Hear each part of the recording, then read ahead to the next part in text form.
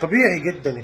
هو الاهلي تقريبا يا جماعه، الاهلي تقريبا زهق من الثلاثي، خلص سلسله الثلاثيات فهيبدا يدخل في سلسله الثنائيات بقى، يعني اتنينات. انا خلصت التلاتات، لعبت لي مثلا اديت 10 تلاتات، هدي 10 اتنينات، بعد كده 10 وحايد، ارجع للتلاتات كده. فهو هيقضيها كده. الاهلي في غياب حوالي 9 لعيبه هعدهم لك.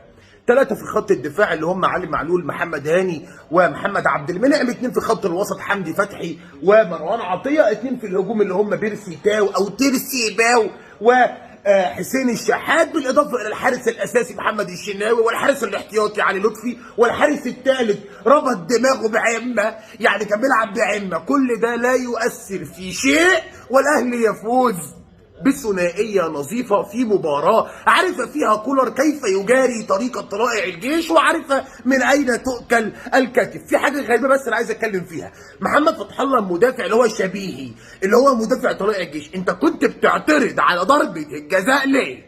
ده جايه في ايدك وجايه في ايد المدافع التاني، احنا هنقضيها طايره؟ هو حد قال لك ان قوانين كره القدم اتغيرت بقت قوانين طايره؟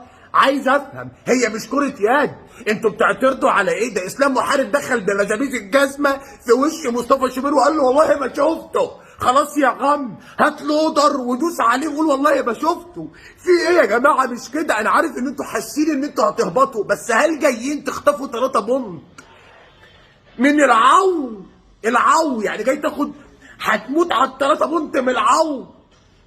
تقلقش، انتوا هتلعبونا الماتش الجاي يا طلائع، رقبتنا سداده بونت 3 اللي انت عايزه. احنا اخوات، احنا اخوات يا طلائع الجيش، ما تخافوا. انما ده ما بيحلش، ما هو ده في كولر لو تقعد تشوف الراجل ده بيسير الماتشات ازاي، لو تقعد تشوف الراجل ده بيدير الماتشات ازاي، هتعرف ان الاهلي بقى معاه مدير فني. هقول لك على حاجه حلوه. حمدي فتحي بص نص ملعب الاهلي دلوقتي، السوليه، ديانج، قفشه. ماتش النهارده نص الملعب ده اللي خسر 2 دوري ورا بعض، لان حمدي كان بيلعب ساعتها ليبرو متقدم مع مساميتسو بخطه ال3-4-3.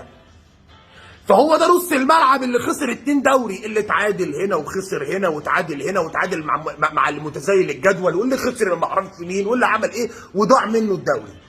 بنفس الثلاثي ده كولر بيعرف يعمل بيهم منظومه تكتيكيه في نص الملعب، بحيث انه يستحوذ برضه على نص الملعب.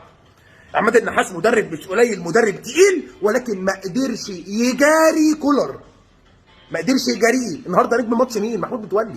محمود متولي اللي هو المفروض الدفاع بتاع الاهلي الاساسي دلوقتي ياسر ومنعم. النهارده نجم الماتش متولي بالتايمنج بتاعه، بخروج الكرة خروج سليم، باكتر من تاكلينج. مش واخدين ان متولي يعمل تاكلينج ويلعب اللعب الطاف ده، بيعمله النهارده.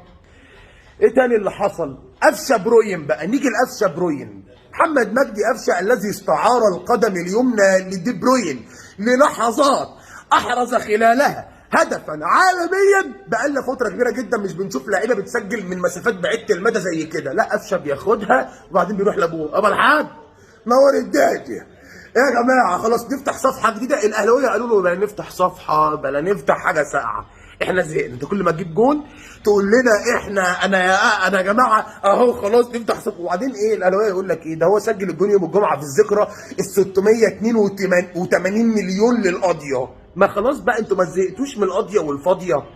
خلاص بقى، بلا قضيه بلا فاضيه بقى.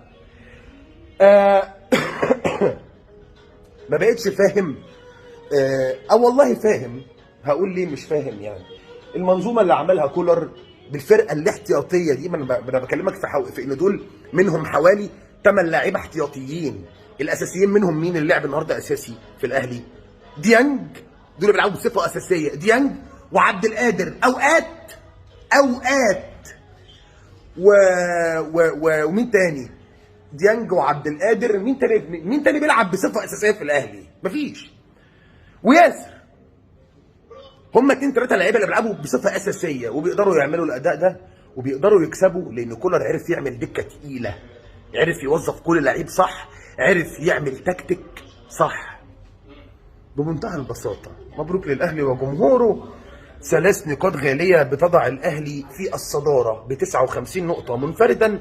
ويا جماعة بمنتهى الصراحة والوضوح والتواضع والتصالح مع النفس نقول لهم مبروك الدوري وما نكملش الدوري ده بقى. نشوف مصلحتنا بقى، نجهز للبطولة العربية وهم بقى يفضل ما اعرفش ايه كده، يعني فاهم قصدي؟ في حلقة نارية على اليوتيوب بعد قليل. السلام عليكم.